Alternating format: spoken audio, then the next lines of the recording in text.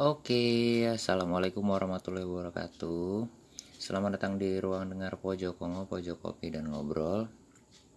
Ya udah cukup lama tidak membuat episode baru dari podcast Pojok Kongo.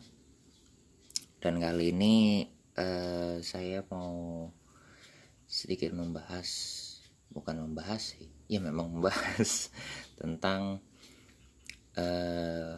apa rasanya menjadi seorang guru. Oke, langsung saja.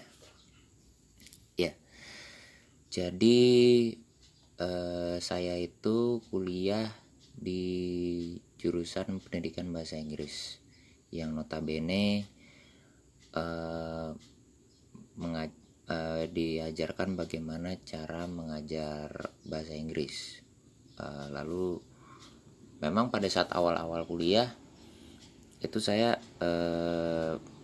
mendapatkan hal dasar di mana belajar bahasa Inggris lagi dari awal. Jadi dasar bagaimana cara pengucapan kata, lalu bagaimana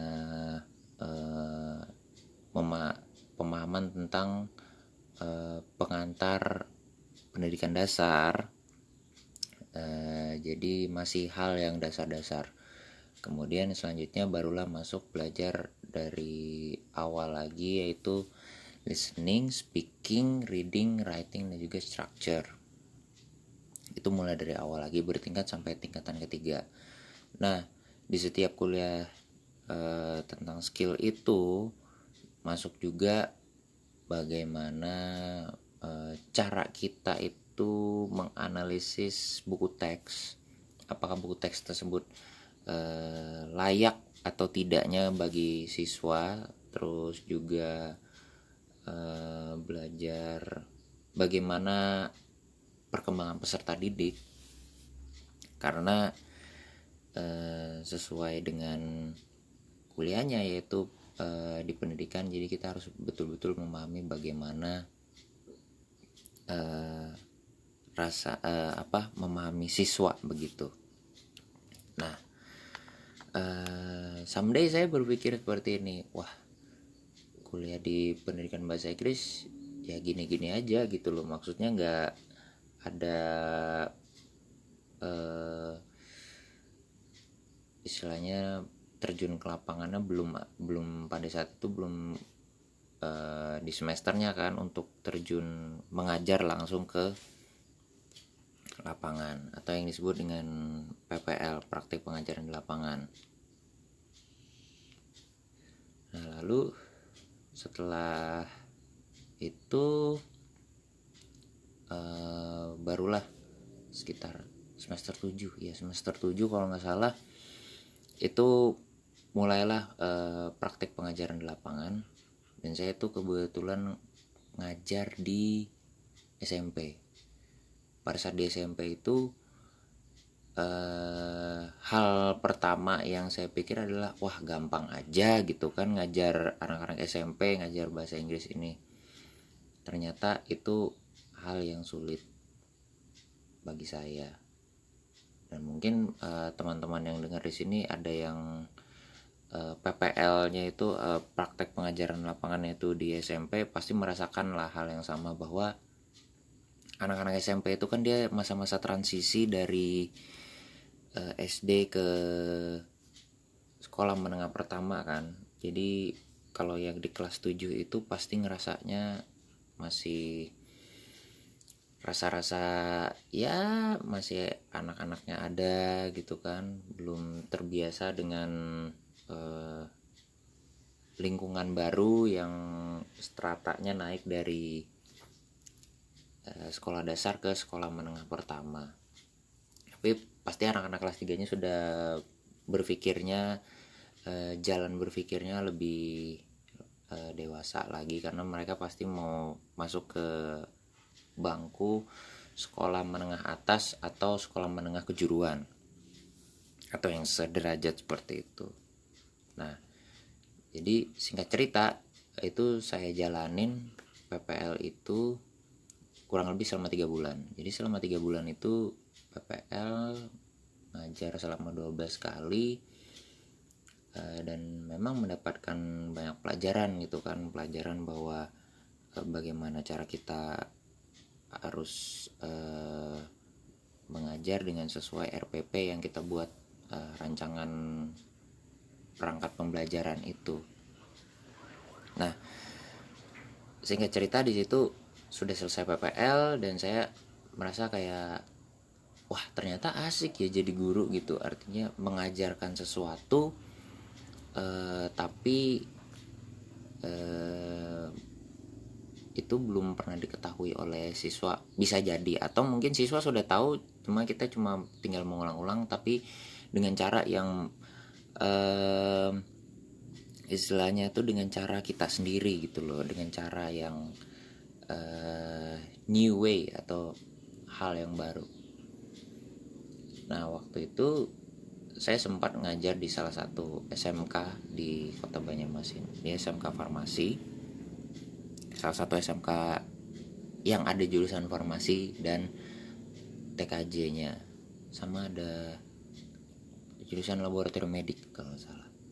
Nah di situ memang saya ngajar sebagai guru pengganti gitu, dan tantangannya lebih berat lagi. Tantangannya adalah bagaimana caranya saya menghandle kelas, menghandle rancangan pembelajaran saya sendiri itu tanpa ada dilihat sama guru pamong. Kalau PPL kan memang ada guru pamongnya, tapi kalau yang di tempat saya ngajar menggantikan kemarin itu nggak ada guru pamongnya sama sekali. Jadi kayak ya udah jalan aja gitu, nggak tanpa ada konsultasi atau bagaimana. Tapi but the show must go on kan, ya udah saya ngajar, tapi saya pengen menawarkan sesuatu hal yang baru kepada anak-anak. Karena kalau seperti teman-teman yang tahu bahwa bahasa Inggris ini sebenarnya belajarnya learning by doing. Jadi memang benar-benar belajarnya itu sambil dilakukan. Kita nggak bisa yang cuman kalau teman-teman dulu di sekolah pasti kayak dapat jadwalnya misalnya hari Selasa sama Rabu, atau Senin sama Kamis, atau Rabu sama Jumat. Ya pokoknya ada terpisah harinya, itulah ada terpisah harinya. Tapi itu harus dilakukan setiap hari, learning by doing gitu. Jadi dilatih dengan teman-teman atau sama guru gitu. Kalau cuma ketemu seminggu 2 kali ya kurang dapat feelnya untuk kita bisa fluent di dalam bahasa Inggris, lancar berbahasa Inggris itu sangat-sangat itulah sangat sulit. Jadi 2 bulan saya ngajar gitu kan, 2 bulan saya ngajar ternyata saya mendapatkan sebuah pelajaran baru gitu, bahwa rasanya menjadi seorang guru itu senangnya nggak terbatas. Rasa senang, rasa bahagia itu nggak berbatas cuma di situ aja. Jadi emang benar-benar rasa yang didapat tuh kalau mungkin teman-teman menang lotre atau dapat duit katakanlah 150 juta gitu, wah mungkin senang gitu kan, pasti senang banget, siapa sih yang nggak senang dapat duit gitu. Tapi kalau kita ngajar dan perlakuan balik murid ke kita itu sangat-sangat sangat-sangat manis lah. Ada yang mereka cuman bilang terima kasih Pak gitu atas ilmunya. Wah itu saya ngerasain kayak gila, kayak lebih, kalau dapat duit 150 juta mungkin ini lebih gitu senangnya. Jadi karena saya nggak akan bisa nge-expect gitu, nge-expect maksudnya nggak akan bisa bayangkan mereka 5 dan 10 tahun lagi bakal jadi apa gitu. Mereka 5-10 tahun lagi masih ingat saya nggak gitu ya. Tapi ya itulah pengorbanan seorang guru itu memang lebih besar dari hal apapun lah gitu. Makanya disebut pahlawan tanpa tanda jasa gitu. Jasanya apa coba? Ya ini opini saya aja, banyak guru di Indonesia yang mengeluhkan gajinya kecil atau bagaimana gitu. Ya mungkin mereka sudah orientasi ke sana, mungkin. Tapi kalau misalnya saya ada salah ngomong, ya mohon maaf soal ini gitu ya. Tapi yang bisa kita kasih ke anak murid itu apa sebenarnya? Apakah value of life gitu kan? Saya rasa value of life itu sangat penting sekali kita ajarkan kepada siswa-siswa kita gitu loh, karena di era sekarang itu sudah berbeda dengan era-era yang dulu kan. Teknologi informasi sudah bisa dibuka dengan hanya sekali klik aja. Teman-teman sekarang mungkin bisa dengar lagu dimanapun dan kapanpun lewat platform kayak Spotify dan juga platform-platform lainnya. Kalau zaman dulu mungkin kita mesti harus, misalnya mau dengar lagu di handphone, kita mesti harus ke ponsel, kita minta masukin lagunya ke dalam handphone kita, terus beli gitu kan. Satu lagu berapa ya, 3.000 atau 5.000 dulu tuh. Masih zaman Nokia gitu kan. Mungkin ada juga yang menikmatinya lebih tua, lebih jadul lagi, jadi harus pakai Walkman, pakai kaset pita gitu kan, dengerinnya di tape gitu, atau enggak pakai CD player. Zaman dulu memang ya untuk menikmati sesuatu tuh harus tidak seinstan sekarang. Kalau zaman dulu, kalau sekarang kan instan, teman-teman bisa denger podcast tinggal buka Spotify, atau sekarang ada juga yang dari YouTube dibikin videonya bagaimana obrolannya, terus dimasukkan juga ke dalam podcast gitu kan. Jadi teman-teman bisa lihat videonya, bisa dengar podcastnya juga, semua serba instan lah. Nah itulah yang sekarang itu dihadapi oleh guru-guru, bahwa eranya sudah berbeda dan kebutuhan anak-anak pun berbeda gitu. Saya kemarin mengajar berusaha mengimbangi itu, bagaimana caranya mereka bisa tetap belajar tapi dengan kebutuhan yang zaman sekarang gitu loh. Zaman sekarang kan apa-apa tinggal satu sentuhan semua bisa mengakses segalanya itu.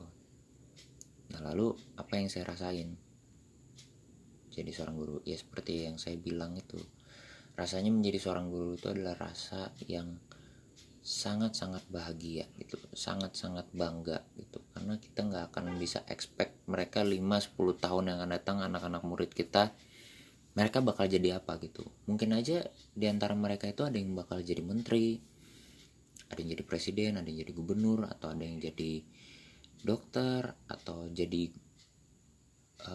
pilot dan sebagainya yang bermanfaat bagi negara ini gitu.